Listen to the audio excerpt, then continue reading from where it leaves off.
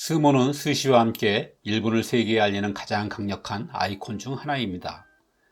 사실 처음 스모를 보면 좀 계기스럽기도 하고 한편으론 코믹해 보이기도 합니다. 누가 봐도 비정상인 거구들이 기저귀 같은 민망한 옷을 차고 두 다리를 번쩍 번갈아드는 긴 의식을 치르다가 정작 경기는 허망할 정도로 순식간에 끝나니 말입니다.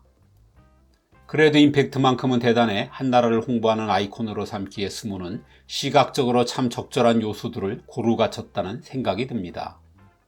이 영상에선 일본을 대표하는 문화 코드인 스모를 통해 일본 사회의 단면들을 엿보려고 합니다.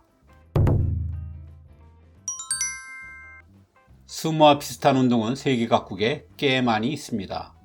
스위스의 슈빙겐, 몽골의 부흐, 러시아의 삼보, 터키의 얄르귀레슈, 세네갈의 람부, 한국의 씨름 등이 있죠.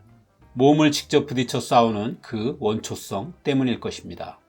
그런데 스모에는 다른 한 가지 점이 있습니다. 종교에 기반한다는 것입니다. 스모의 기원에 관해선 설이 분분하지만 신에게 바치는 일종의 종교의식으로 신사에서 행해진 건 분명합니다. 그래서 오래전엔 스모의 승패로 농사의 풍작과 흉작을 점쳐왔습니다. 스모가 경기 전에 여러 의식을 치르는 게 바로 옛날에 이런 풍습이 남아서입니다. 스모 선수들의 몸집이 비대한 것도 이와 관련이 있습니다. 풍요를 상징하므로 최대한 살이 쪄야 하는 것이죠. 그 육중한 다리를 들어 땅을 꽝꽝 밟는 스모 의식도 풍년을 가져올 지신을 깨우고 땅의 악령을 쫓아내기 위해서입니다. 그렇게 시작된 스모는 점차 궁정의례로 탈바꿈했는데 고대 일왕의 절대 복종을 상징하는 정치적인 의미가 있었습니다. 이후부터 스모는 줄곧 왕실과 막부의 막대한 지원을 받으며 발전했습니다. 일반 백성들의 놀이로 유지 발전해온 여타 국가들의 씨름과는 성격이 많이 다르죠. 예전과 달리 지금의 스모 선수들이 체중을 어마어마하게 불리는 건 몸무게가 승패에 결정적인 역할을 하기 때문입니다. 사실 살찌는 게 유리한 스포츠는 세계에서도 스모밖에 없을 것입니다. 스모는 지름 4.6m의 작은 원형 경기장에서 상대방을 넘어뜨리거나 밖으로 밀어내면 이기는 경기입니다. 무거울수록 당연히 유리하죠. 더구나 스모는 체급 경기가 아닙니다. 200kg 나가는 선수나 50kg 나가는 선수가 동등한 조건으로 경기하는 게 스모입니다. 체급을 나눠 싸우는 건 절대 강자를 가리는 자연계에선 있을 수 없다는 것입니다. 밀림의 왕자인 사자가 코끼리에게 함부로 덤비지 못하는 것처럼 자연계의 싸움에선 무게가 깡패입니다. 스모는 승부도 단판으로 가립니다. 마치 사무라이들의 칼싸움처럼 지면 죽는 것이니 실전에 두 번의 기회는 없는 게 당연하다 여깁니다. 실수를 좀처럼 용납하는 일본 사회를 반영하는 이런 냉혹함으로 스모 선수들은 더더욱이나 체중을 늘리는데 사활을 걸 수밖에 없습니다. 스모 선수가 되는 길은 혹독합니다. 우선 선수가 되려면 전국 46개의 스모베아라는 일종의 스모클럽에 반드시 들어가야 합니다. 이곳에 한번 적을 두면 은퇴할 때까지 소속을 바꾸는 건 사실상 불가능합니다. 스모에 입문하려면 중학교를 졸업하거나 23살 이하여야 하고 최소한 키 167cm에 체중 67kg 이상이 되어야 합니다. 이들은 5, 6년간 수련하며 스모베아의 큰 방에서 아무 프라이버시도 없이 합숙 생활을 합니다. 그뿐 아니라 훈련 준비, 청소, 빨래, 요리도 도맡아 해내야 합니다. 스모는 군대보다 더한 계급사회입니다. 나이나 경력은 무의미합니다. 오직 실력이 계급이고 한 계급 차이로 구타 같은 가혹행위가 일어나기도 합니다. 스모베아의 눈밖에 나면 스모 선수가 되는 길 자체가 없기 때문에 이 질서에 절대 복종해야만 합니다. 훈련도 계급순이라서 가장 낮은 계급은 새벽 5시부터 일어나 시작하고 계급이 높을수록 훈련 시간도 늦습니다. 입문자들이 가장 먼저 해야 할 일은 살부터 찌는 것입니다. 방법은 간단합니다. 많이 먹고 많이 자는 것입니다. 이들은 우선 새벽 5시에 일어나 아침을 먹지 않고 대여섯 시간 연속 훈련을 받습니다. 중요한 건 긴 공복 상태를 만드는 것입니다. 그래야 폭식을 할 수 있기 때문입니다. 스모 선수들이 체중을 불리기 위해 가장 많이 먹는 음식은 창코나베라는 전골 요리입니다. 고기, 두부, 오뎅, 야채 등을 한꺼번에 때려 넣어 푹 끓인 음식이죠. 스모 선수들은 대여섯 그릇의 창코나베와 서너 공기의 밥을 맥주와 사케를 곁들여 먹습니다. 그리고 곧바로 2시간 이상 낮잠을 잡니다. 일어나선 잠시 자유시간을 갖다가 오후 5시쯤 같은 식사를 하고 9시가 되면 다시 잠을 잡니다. 이렇게 하루 두끼 폭식을 하고 바로 잠을 자게 되면 신진대사가 느려지면서 음식은 지방의 형태로 몸에 차곡차곡 쌓이게 됩니다. 이걸 몇 년 반복한 스모 선수들은 평균 150kg의 몸무게를 갖게 되고 최대 400kg이나 나가는 선수도 있었습니다.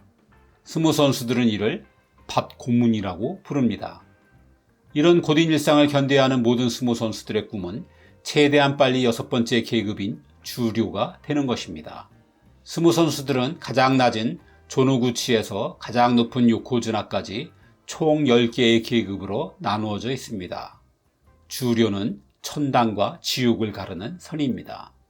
주류에서 요코즈나까지를 세키토리라고 합니다. 미국 야구로 치면 이들은 메이저리그 선수입니다. TV에 20경기를 중계하고 있다면 바로 이들 계급입니다. 주류가 되면 우선 스모베아의 모든 잡일에서 해방됩니다. 이때부터 오히려 낮은 계급의 후배들로부터 온갖 시중을 받게 되죠. 방도 개인 방으로 격상됩니다. 무엇보다 주류가 되면 비로소 정식 월급을 받게 됩니다. 일본에서 스모 선수들은 모두 월급쟁이들입니다. 이들은 프로 선수지만 일본 스모협회로부터 계급에 따라 일괄적으로 같은 돈을 받습니다. 주류가 되면 대략 연봉이 1억 원 정도 됩니다. 계급이 높아질수록 연봉도 많아져 가장 높은 요코즈나는 약 3억 원을 받습니다. 하지만 연봉은 공식적인 수입일 뿐입니다. 그 외의 부가적인 수입은 연봉보다 훨씬 더 많습니다. 출전 수당만 해도 연봉을 뛰어넘고 우승 상금과 기업이 보내주는 특별 상금도 있습니다. 여기에 인기 있는 스모 선수들에겐 후원회가 따라붙습니다. 이들은 스모 선수가 품위를 유지할 수 있도록 돈은 물론 자동차, 옷, 술 등 모든 것을 지원합니다. 주로 같은 고향 출신의 정치인, 기업가들이 후원회의 주요 멤버들인데 이들은 일본의 정신을 지킨다는 강한 자부심을 갖고 있습니다. 이걸 다 합하면 인기 있는 스모 선수들의 연수입은 적어도 수십억 원에 달합니다. 요코즈나를 은퇴하면 스모협회에서 주는 금일봉만 해도 20억 원 이상입니다. 해외에서까지 스모 지원자가 벌떼처럼 몰리는 이유죠. 하지만 요코즈나는커녕 월급을 받는 세키토리가 되는 건 멀고도 험합니다. 일본의 전체 프로 스모 선수들은 약 700명 정도입니다. 이 중 세키토리는 70명 뿐입니다. 10% 안에 들어야 하는 좁은 문이죠. 그럼 월급도 못 받는 주류 이하의 90% 선수들은 어떻게 생활할까요? 먹고 자고 훈련하는 비용은 별도로 들지 않습니다. 이건 스모협회와 스모베아에서 책임집니다.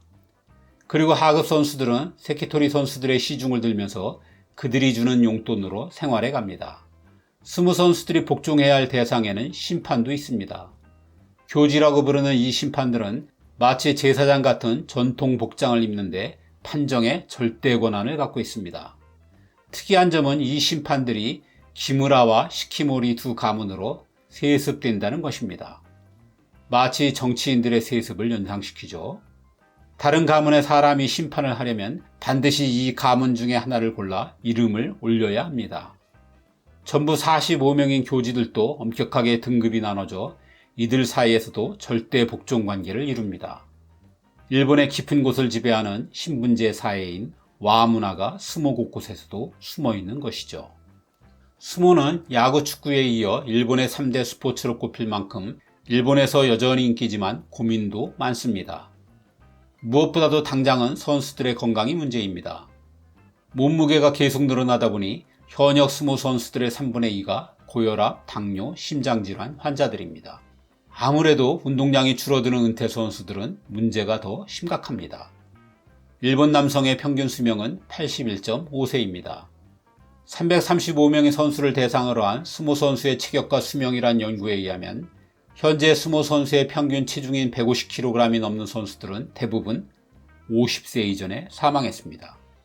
2019년의 아사히 신문 조사에선 메이지 시대 이후 탄생한 요코즈나의 평균 수명이 58.5세밖에 되지 않았습니다. 그래서 돈 많이 벌어놓고 일찍 죽는 스모 선수야말로 1등 신랑감이라는 우스갯소리도 있습니다. 일본 스무계의 폐쇄성도 많은 문제를 낳고 있습니다. 남성만의 절대적인 상하 관계로 이루어진 세계라 대부분 시시하고 넘어가지만 승부 조작, 도박, 과실치사, 성추문 같은 스캔들이 끊임없습니다. 이런 고질적인 문제들로 인해 스모는 점점 젊은 층으로부터 멀어지고 있습니다. 일반인과 괴리가 너무 큰 스모 선수들의 모습도 입문에 큰 거부감을 주고 있습니다. 무엇보다 요즘 부모들도 아이들에게 스모를 시키려 하지 않습니다. 오랜 기간 비인간적인 스모를 견뎌야 하는 것도 질병으로 단명하는 것도 꺼림칙하기만 합니다. 그래서 각 스모학교는 정원의 절반을 채우기가 쉽지 않습니다. 스모의 중추인 스모베야 역시 정원 미달이 여러 곳입니다. 더구나 요즘 일본의 스모는 외국인들이 휩쓸고 있습니다. 1998년에 외국인의 문호를 개방한 후 몽골, 미국, 중국, 체코, 이집트, 브라질, 에스토니아 출신 선수들은 시들해지던 일본 스모에 새 바람을 일으키며 중흥의 1등 공신이었습니다. 하지만 실력이 일치월장한 외국의 스모 선수들이 우월한 신체 조건을 앞세워 대부분의 우승을 가져가면서 또 다른 문제를 야기하고 있죠. 스모의 대를 이어야 할 젊은 세대가 스모를 더욱 외면하는 계기가 되고 말았기 때문입니다. 고생은 고생대로 하고 우승은 우승대로 더 힘들어졌으니 말입니다. 무엇보다 외국계가 스모판을 장악하면서 일본의 국기라는 스모의 정체성이 급격히 흔들리고 있습니다. 일부에선 외국인을 규제하자는 움직임도 있습니다.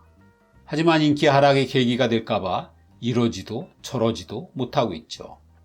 이 딜레마를 해결하지 못하면 아무리 인기 스포츠라고 해도 급격히 외면당할 수도 있다는 게 요즘 일본 스모계의 위기의식입니다.